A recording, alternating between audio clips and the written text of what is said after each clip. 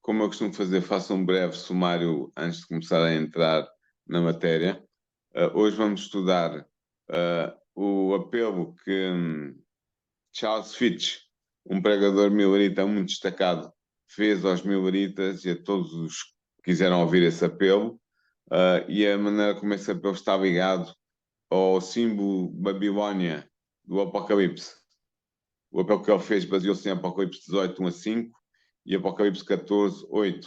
E nós vamos estudar exatamente essa história da história do milerismo e vamos também perceber qual é o significado deste símbolo Babilónia. Então, começando pelo princípio. Primeiro, lembrar que, como vimos nos programas anteriores, William Miller, um fazendeiro batista leigo, tinha lançado um grande movimento bíblico que anunciava a vinda de Jesus para alguns entre a primavera de 1843 e a primavera de 1844. Inicialmente foi essa a data que ele apresentou. Esse movimento começou com muita força a partir de 1833, com a ajuda de Joshua Himes, que deu uma ajuda providencial a William Miller e tornou o millerismo conhecido em todos os Estados Unidos da América e, na verdade, em todos os postos missionários do mundo onde havia missionários de língua inglesa ou que entendiam inglês, porque foi enviado material impresso para esses postos missionários. Portanto, Guilherme Miller, ou William Miller, fundou um movimento fortíssimo nos Estados Unidos da América, que ficou identificado como o primeiro anjo de Apocalipse 14, versículos 6 e 7, nomeadamente. Mas, uma vez dito isto sobre o movimento milerita, ao pregar a doutrina do segundo advento, William Miller e os seus associados trabalhavam apenas para despertar os homens de maneira a se prepararem para o juízo vindouro.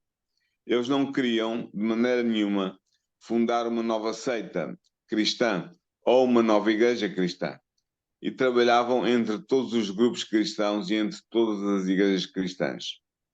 Só que acontece o seguinte, é que à medida que o movimento milerita se desenvolvia, foi crescendo a oposição das igrejas cristãs e dos seus pastores. Os crentes mileritas eram impedidos de testemunhar da sua fé no segundo advento. As igrejas recusavam-se a acolher pregadores mileritas. Alguns dos mileritas foram excomungados das suas igrejas por defenderem as ideias de Miller sobre a segunda vinda de Cristo. Um caso que eu poderia dar como exemplo foi a família Harman White. Melhor, Harman, White não, White foi depois por casamento. A família Harman foi expulsa da Igreja Episcopal Metodista de Portland, no Maine, e entre essa família contava-se a jovenzinha Ellen Harman, que mais tarde veio ser conhecida como Ellen White. Portanto, respondendo a esta situação difícil de perseguição, de expulsão das igrejas, de censura da palavra dos crentes dentro das suas próprias igrejas, em 26 de julho de 1843, o pastor milerita Charles Fitch, um dos pregadores mileritas mais destacados do movimento milerita, pregou um dos sermões mais famosos e mais cheios de consequências de todo o movimento milerita. O sermão tinha por título Sai dela, povo meu, e era baseado em dois textos do Apocalipse. Apocalipse 18, versículos 1 a 5, e Apocalipse 14, versículo 8. Eu tenho aqui os textos à minha frente e vou lê-los para que os irmãos tenham noção do conteúdo, porque depois eu vou tentar explicar o significado simbólico dos seus principais símbolos.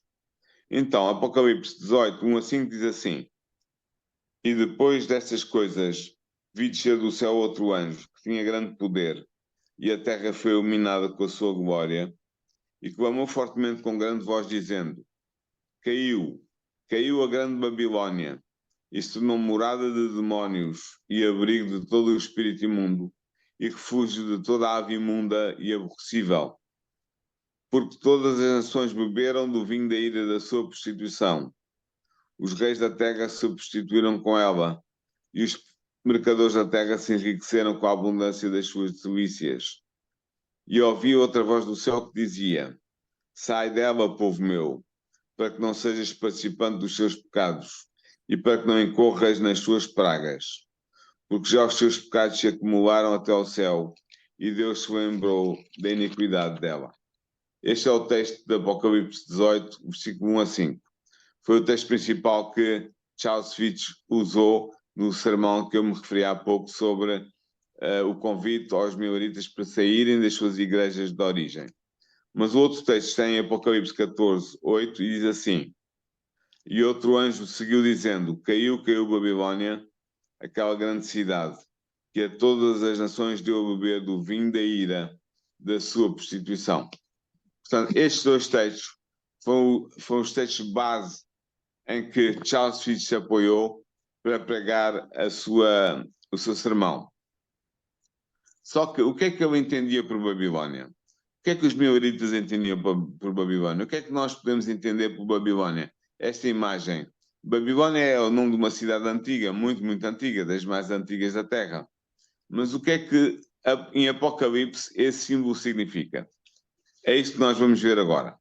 E vamos ver com muita atenção para percebermos o significado desta mensagem do segundo anjo, porque o cumprimento do sermão por Charles Fitch levou à interpretação de que ele estava a representar o segundo anjo dos três anjos de Apocalipse 14, que representam o movimento milerita inicialmente lançado por William Miller. Mas voltamos à pergunta que eu coloquei ainda há bocadinho. Como podemos compreender a mensagem do segundo anjo de Apocalipse 14? E para podermos compreendê-la, devemos ter uma ideia clara sobre que identidade histórica é representada por Babilônia. Quando o Apocalipse foi escrito, por volta de 95 depois de Cristo, a Babilônia histórica, a cidade situada junto do rio Eufrates, já estava em ruínas há séculos. Assim, somos obrigados a concluir que a Babilônia mencionada pelo anjo de Apocalipse 14 e pelo anjo de Apocalipse 18 deve ser compreendida num sentido simbólico e espiritual. Este sentido deveria ser evidente para os primeiros leitores do Apocalipse, pois esta é a primeira menção de Babilônia no livro de João. A introdução deste símbolo sem uma explicação prévia indica que João, o autor do Apocalipse, sabia que os seus leitores entenderiam facilmente a alusão. O sentido do termo simbólico Babilônia seria familiar para os primeiros leitores do Apocalipse do fim do século I. No entanto, para os mileritas e para nós, hoje, o sentido do símbolo em questão não é imediatamente perceptível. Portanto, devemos procurar pistas que nos permitam determinar o referente histórico do símbolo apocalíptico de Babilônia, ou seja, ele refere-se a quê? Estas pistas encontram-se no capítulo 17 do Apocalipse, onde João relata a visão que teve de uma mulher prostituta que se chama a Grande Babilônia. A consideração das pistas apresentadas no capítulo 17 permite-nos afirmar que no Apocalipse, Babilônia é um símbolo destinado a representar primeiramente a cidade de Roma. E nós temos 4 argumentos bíblicos para sustentar esta tese. O primeiro argumento é-nos fornecido pelo versículo 9 do capítulo 17. Neste versículo é-nos dito que as 7 cabeças são 7 montanhas sobre as quais a mulher está sentada. Fim de citação. Ora, o versículo 18 do mesmo capítulo diz-nos que a mulher simboliza uma grande cidade. É essa a expressão que é utilizada. Assim, da conjugação destes 2 versículos, nós aprendemos que Babilônia é uma grande cidade que está situada sobre 7 montanhas, ou 7 colinas. O termo grego oré pode ter os 2 sentidos, montanhas ou colinas. A cidade de Roma satisfaz esta indicação precisa. Com efeito, Roma era proverbialmente conhecida no fim do primeiro século a.C. e durante todo o primeiro século depois de Cristo como a cidade das 7 colinas. Elas são o Aventino, o Caeliano, o Capitolino, o Esquilino, o Palatino, o Quirinal e o Viminal. Estes são os nomes, segundo Estrabão e segundo Varrão, 2 autores de clássicos antigos. Vários autores latinos, aliás, fazem referência à situação geográfica da cidade de Roma sob 7 colinas. Por exemplo, Virgílio, na Eneide, capítulo 6, Cícero, em Ad Atticum, também no capítulo 6, Plínio, na Naturalis Historia, no capítulo 3, e poderia citar outros casos. A localização de Roma, segundo Varrão, era designada Septimontium, ou seja, as 7 colinas. E durante o reinado do imperador Domiciano, sobre o qual João escreveu o seu livro, havia uma festa também chamada Septimontio, que celebrava a fundação de Roma sobre as 7 colinas, como nos diz, por exemplo, Suetônio na obra Dominitianus. Mesmo se a expressão hepta ore não se encontra na literatura grega para designar as 7 colinas de Roma, o singular oros é empregue por Dionísio de Halicarnasso em Antiquitatum Romanorum 2 e Diocácio em História Romanae 44 e 62 para designar algumas das 7 colinas de Roma. Além de mais, a descrição de Babilônia como uma mulher sentada sobre 7 colinas reproduz a iconografia da deusa Roma, a personificação da cidade de Roma, que era adorada com entusiasmo na província proconsular da Ásia, onde João viveu e onde o Apocalipse foi escrito. Com efeito, a deusa Roma era frequentemente representada sentada e mesmo sentada sobre 7 colinas. É o que nós vemos num cestécio de bronze do tempo do imperador Vespasiano, uma moeda certamente ainda em circulação na província da Ásia no tempo de João. Uma representação da deusa Roma sentada sobre as 7 colinas de Roma com uma espada na mão. É o que se vê na moeda, no cestécio que eu acabei de mencionar. De tudo o que fica dito, podemos concluir que a descrição de Babilônia como uma grande cidade sentada sobre 7 colinas, em Apocalipse 17, versículo 9 e versículo 18 é-nos dito isso, é uma indicação clara de que Babilônia simboliza Roma. O segundo argumento é-nos dado por uma chave de interpretação oferecida pelo anjo intérprete a João. Esta chave é o versículo 18 do capítulo 17. Neste versículo, o anjo diz que a mulher que tu viste é a grande cidade que detém a realeza sobre os reis da terra. Fim de citação. Ora, a grande cidade que detinha a hegemonia política no mundo mediterrâneo no tempo de João era naturalmente Roma. Que outra grande cidade imperial João e os seus primeiros leitores poderiam conhecer? A cidade de Roma é algumas vezes chamada a grande cidade de Roma nas fontes rabínicas. Por exemplo, no Targum,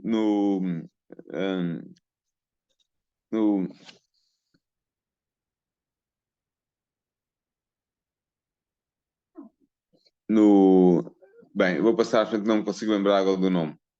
No Talmud, sim, no Talmud de Babilônia, em Sanedrin, página 21b, e no Talmud de Babilônia, em Peshachim, página 118b.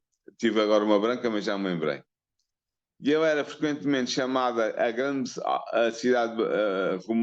cidade de Babilônia por autores greco-latinos como a Hélios Aristides, em Oraciones 26, e Plínio, em Naturalis Historia. O terceiro argumento para identificarmos Babilônia com a cidade de Roma é fundado sobre a caracterização da mulher como estando sentada sobre uma besta escarlate. Apocalipse 17, 3. Nós sabemos que o símbolo da besta escarlate representa um império transtemporal e que esse império se atualizava no tempo de João numa sexta cabeça ou num sexto rei. É o que nos diz Apocalipse 17, 10. Esta sexta cabeça ou sexto rei, contemporâneo de João, era o Império Romano, que dominava o Mediterrâneo no tempo do profeta. Além de mais, o versículo 18 diz-nos que a mulher é na realidade uma grande cidade. Assim, da conjugação dos versículos 3, 10 e 18, obtemos a conclusão seguinte. A mulher Babilônia é uma grande cidade que controla um poderoso império no tempo de João. Ora, a que outra cidade, exceto Roma, poderia convir esta descrição? Finalmente, o quarto argumento que permite identificar Babilônia com a cidade de Roma é fundado sobre o facto de que no final do primeiro século da nossa era, os judeus e os cristãos usavam o nome Babilônia como nome de código para se referirem a Roma. Eu podia dar muitos exemplos, vou dar apenas dois. Em 1 de Pedro, capítulo 5, versículo 13, é feita essa identificação, e em Apocalipse de Baruch, capítulo 10, versículos 1 a 3, entre outros capítulos, é também feita esta identificação. Ora, Roma era designada pelo nome simbólico de Babilônia, porque, tal como a Babilônia histórica, Roma era a capital do império que perseguira o povo judeu, conquistara Jerusalém e destruíra o templo de Deus. Babilônia havia realizado a sua nefasta ação em 587 a.C. Roma repetirá no ano 70 depois de Cristo. Assim, para os judeus e para os primeiros cristãos, Roma era a Babilônia contemporânea. Deste modo, é natural que João tenha usado o nome da velha cidade da Mesopotâmia para se referir a Roma.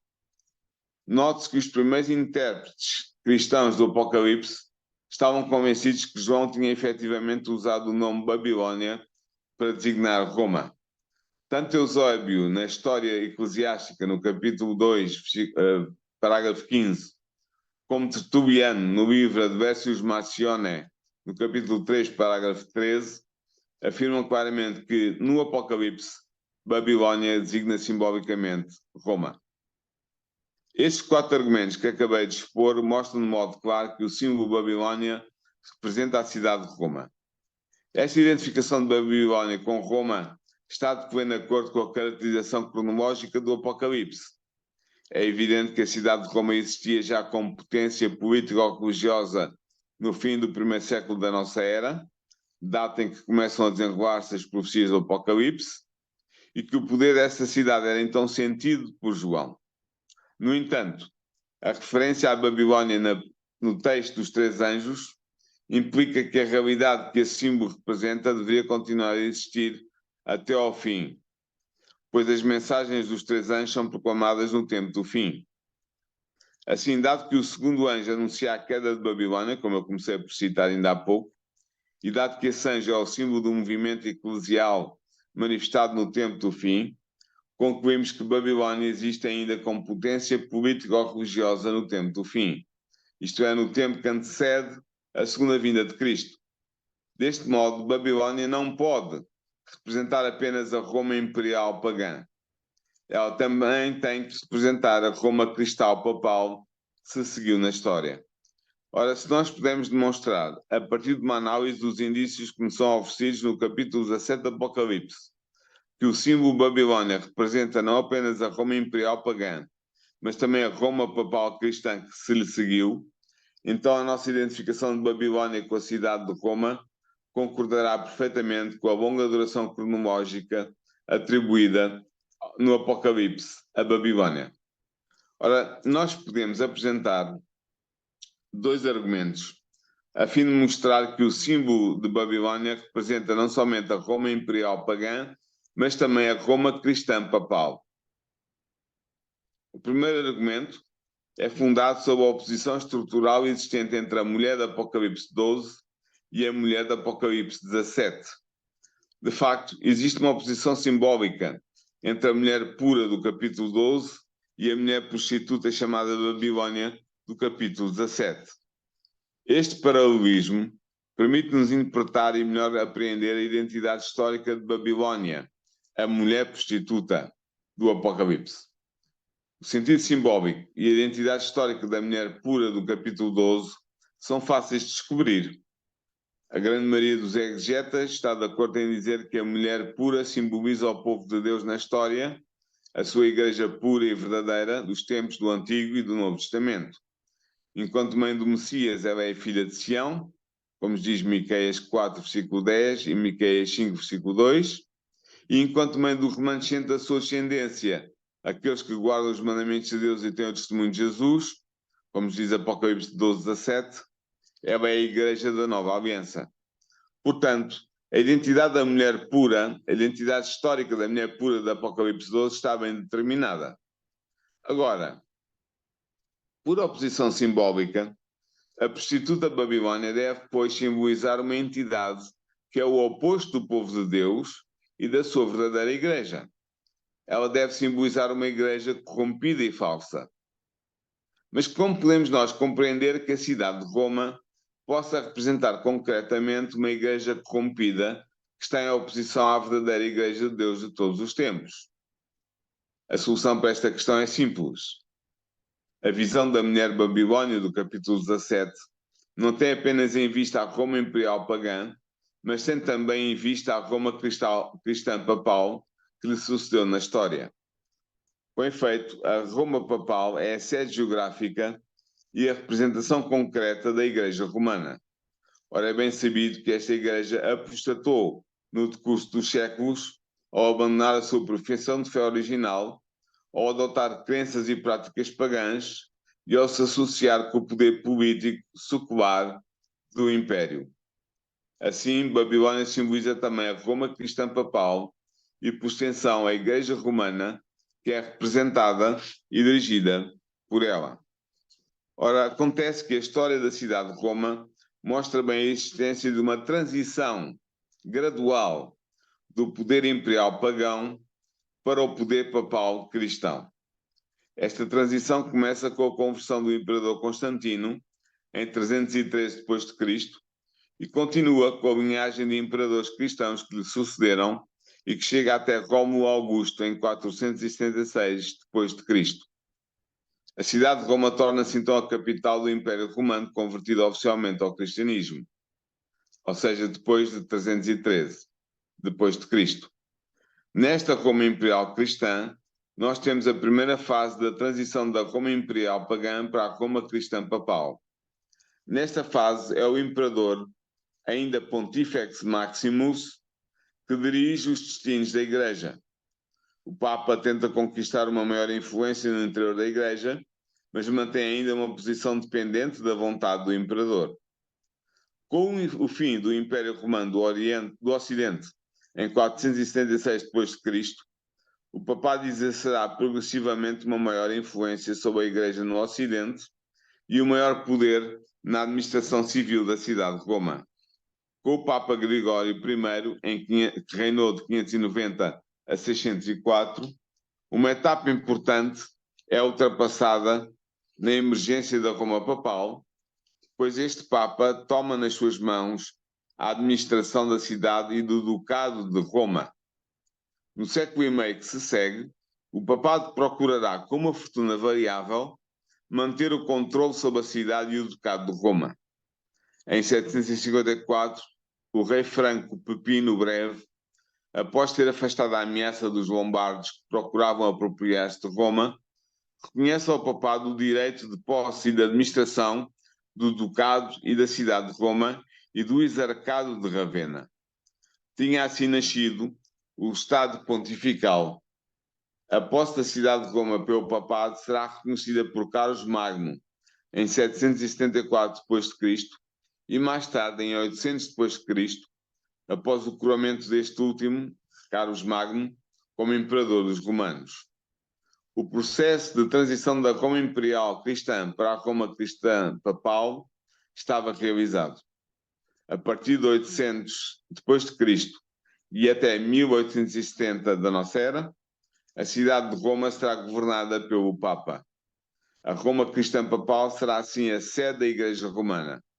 Após um interregno de mais de 50 anos, o Tratado Laterano de 1929 reconhecerá a soberania do Papa sobre a cidade do Vaticano. Hoje nós podemos dizer que a Roma papal, reduzida à cidade do Vaticano, é ainda a sede da Igreja Romana espalhada pelo mundo. Nós temos, portanto, uma continuidade histórica inegável na realidade simbolizada pela mulher Babilônia do capítulo 17, pois a Roma cristã papal substituiu, efetivamente, a Roma imperial pagã na história e continua a exercer a sua influência no mundo através da Igreja Católica Apostólica Romana. Podemos assim concluir, e os mileritas também concluíram, que Babilônia é a Roma pagã, mas é também o símbolo da Roma papal e da sua contra-igreja que se opõe à verdadeira Igreja de Cristo. Podíamos continuar ainda com outro argumento que eu não vou desenvolver aqui porque é muito longo e passaria os limites deste programa, Mas é um segundo argumento que eu posso resumir. Não vou desenvolver, mas posso resumir. Qual é este segundo argumento? Destinado a mostrar que Babilónia não representa somente a Roma pagã, mas também a Roma cristal papal. Este argumento é fundado sob a consideração dos 6 principais traços que constituem a descrição de Babilónia no capítulo 17 do Apocalipse. Ora, acontece que estes traços, simbolizados pela Babilónia do capítulo 17 do Apocalipse, aplicam-se bem tanto à Roma imperial pagã como à Roma papal cristã. Quais são esses traços? Que eu não vou desenvolver, mas que eu poderia fazer se tivesse mais tempo. Esses traços são, primeiro, a promoção de idolatria. Tanto a Roma papal cristã como a Roma imperial pagã fizeram isso. Segundo, a perseguição ao povo de Deus. Ambas as Romas, a imperial pagã e a papal cristã, fizeram isso. Terceiro, a dominação política sobre o império multinacional e sobre os reis da terra. Foi verdade das duas Romas. Quarto, a ascensão mundial da sua influência político-religiosa. Foi verdade da Roma imperial pagã e ainda mais verdade da Roma papal cristã. 5. O seu amplo poder financeiro e económico. Verdade absoluta da Roma imperial pagã, verdade também absoluta da Roma papal cristã. E finalmente o sexto traço, que é o único que eu vou desenvolver, que tem a ver com a geração de filhas que são também prostitutas. Por que é que eu vou desenvolver este traço? Por uma razão muito simples. É que os mileritas sabiam e anunciaram, nomeadamente Charles Fitch, no seu sermão, de que Babilónia representava não apenas a Roma papal cristã, sede da Igreja Católica Apostólica Romana, mas representava também todas as cidades onde estavam situadas as sedes das igrejas protestantes e evangélicas do tempo do século XIX. E é esta sexta característica de Babilónia, que é a geração de filhas que são prostitutas como ela, que eu vou desenvolver para terminar este programa. De facto, o texto de Apocalipse 17:5 diz-nos claramente que Babilónia é a mãe das prostitutas. É essa a expressão usada. Dado que Babilónia representa uma cidade onde está sediado um sistema religioso idólatra, as suas filhas prostitutas devem também ser cidades onde estão sediados sistemas religiosos que reproduzem, ao menos em parte, o sistema religioso de Babilónia, como diz Apocalipse 17:5. Ora, a descrição de Babilónia como tendo filhas semelhantes a ela aplica-se bem tanto à Roma pagã como à Roma papal. A Roma imperial pagã tinha reproduzido parcialmente o seu sistema idólatra em diversas cidades espalhadas por todo o Império. De facto, o culto da deusa Roma e do imperador tinha sido adotado por diversas cidades provinciais. Um exemplo de tal realidade, no tempo de João, encontrava-se na província da Ásia, onde o profeta habitava. Aí existiam diversas cidades que promoviam o culto de Roma e do imperador. Entre elas destacavam-se Éfeso e Pérgamo. Estas cidades provinciais eram assim as sedes locais de um culto idólatra que reproduziam, em parte, o sistema idólatra próprio de Roma. Ora, a Roma cristã papal também reproduziu parcialmente o seu sistema idólatra em várias cidades espalhadas pelo mundo. Estas cidades são as sedes mundiais de igrejas que ganharam existência na medida em que saíram da Igreja Romana. Podemos considerar dois exemplos bem conhecidos. Eu poderia dar outros exemplos, vou dar apenas estes dois.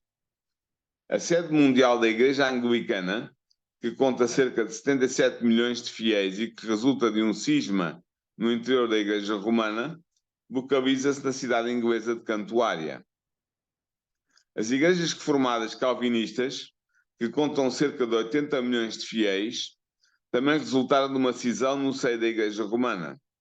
A sede mundial da Comunhão Mundial das Igrejas Reformadas encontra-se na cidade suíça de Genebra. Nestes dois exemplos que eu dei, as cidades referidas são as sedes de sistemas religiosos, ou seja, de igrejas, que derivaram da Igreja Romana e que reproduzem, ao menos parcialmente, o sistema idólatra da Igreja Romana sediada na Roma Papal, nomeadamente em dois aspectos: ao promoverem o domingo como dia de observância religiosa e ao ensinarem a mortalidade da alma. Estes dois aspectos do credo anglicano e reformado são herança direta do credo da Igreja Romana, tendo este último sido inegavelmente influenciado por crenças pagãs idólatras. Assim, estas cidades são filhas de Roma Papal, na medida em que são a sede de igrejas que foram geradas a partir da Igreja Romana. Sendo filhas de Babilónia, as cidades que são sedes das igrejas protestantes podem também, no seu conjunto, ser designadas como Babilónia. Neste caso, o nome Babilónia funciona não como nome próprio da cidade de Roma, mas como nome de família de todas as cidades onde estão sediadas as igrejas infiéis à pura fé apostólica. Trata-se aqui de uma aplicação secundária e derivada, mas legítima, do nome simbólico Babilónia. Assim, num segundo sentido, o nome simbólico Babilónia designa todas as igrejas que abandonaram a sua fidelidade à pura doutrina de Cristo. Juntamente com a Igreja Romana, o grande corpo das igrejas protestantes é também parte de Babilónia. Isto não invalida o facto incontestável de que atualmente a esmagadora maioria dos verdadeiros cristãos ainda se encontra em Babilónia. Isto é, tanto no seio da Igreja Romana como no seio das igrejas protestantes. E é isso precisamente que diz Apocalipse 18, versículos 1 a 4, que eu comecei por ler neste programa. Portanto, perante todos estes argumentos, podemos concluir que Babilónia simboliza bem a cidade de Roma no decurso da sua história, desde a época de João até ao fim dos tempos. Assim, o símbolo representa a Roma imperial pagã e a Roma cristã papal que lhe sucedeu até aos dias de hoje. Evidentemente, a Roma cristã papal é aqui considerada enquanto sede dirigente da Igreja Romana. Ora bem, então, voltando aos nossos mileritas, o que é que há ainda para dizer? O que há para dizer é que Charles Fitch pregou este sermão, apelou para que os mileritas saíssem de Babilónia, não só da Igreja Católica Apostólica Romana, mas também das igrejas evangélicas e protestantes. Só que este apelo, anunciando a queda de Babilónia, ainda não está completamente consumado, porque a própria Babilónia ainda não caiu completamente. No futuro haverá nova apostasia mais aprofundada, quando a Babilónia, a Igreja Católica Romana, apoiada pelas igrejas protestantes e evangélicas, levar os Estados deste mundo a imporem um decreto dominical para obrigar a observância do domingo por toda a humanidade. Mas, voltando a Charles Fitch e aos mileritas. O apelo de Fitch foi ecoado pelos jornais mileritas, foi publicado, o sermão dele foi publicado, e teve tanta adesão, tanta aderência, que no fim de 1853 e no início de 1854, o apelo para abandonar Babilónia dirigido aos mileritas vai se tornar um dos aspectos centrais do milerismo. Assim, por volta de outubro de 1854, estima-se que cerca de 50 mil mileritas que tinham abandonado as suas igrejas de origem tinham saído em obediência ao apelo de Charles Fitch para deixarem Babilónia. E assim, é interessante, a mensagem do primeiro anjo, protagonizada por William Miller e pelo seu movimento milerita nos Estados Unidos da América, foi seguida pela mensagem do segundo anjo, como está descrita em Apocalipse 14:8, protagonizada por Charles Fitch e pelo seu apelo aos mileritas para que saíssem de Babilónia, ou seja, tanto da Igreja Católica Apostólica Romana, como das igrejas protestantes e evangélicas que recusaram o apelo e a mensagem de Miller para se prepararem para a segunda vinda de Cristo. E assim concluímos este programa sobre o segundo anjo da Apocalipse 14 e sobre um apelo dirigido a todos os crentes mileritas para que abandonassem as igrejas caídas e se preparassem em liberdade para a segunda vinda de Cristo. No próximo programa, vamos ver como terminou o movimento milerita, quais foram as consequências desse movimento para a história do cristianismo, que nos alcança ainda hoje e que tem consequência para nós ainda hoje.